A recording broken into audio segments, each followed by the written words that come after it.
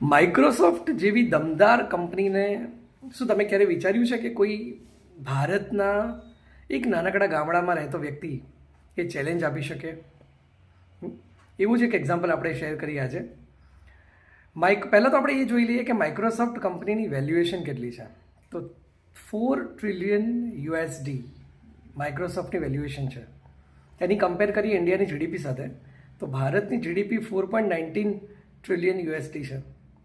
આટલી મોટી કંપનીને તમિલનાડુના ગામડામાં રહેતો એક વ્યક્તિ, જેનું નામ છે શ્રીધર વેમ્બુ, જેણે જોહો કંપની શરૂ કરીને આજે માઇક્રોસોફ્ટ જેવી મોટી કંપનીને પડકાર ફેંકી રહ્યો છે. જો હાલની તારીખમાં એ આઈપીઓ લાવે શેરબજારમાં તો એનું વેલ્યુએશન બને $12 બિલિયન. આંકડામાં એને રૂપાંતર કરીએ તો 1,03,760 કરોડની આસપાસનું વેલ્યુએશન આવે. સમજો છો ને, ગામડામાં રહેતો એક વ્યક્તિ કેટલું મોટું સાહસ કરી શકે. ગુજરાતીમાં પેલી કહેવત છે ને કે અડગ મનના માનવીને હિમાલય પણ નડતો નથી.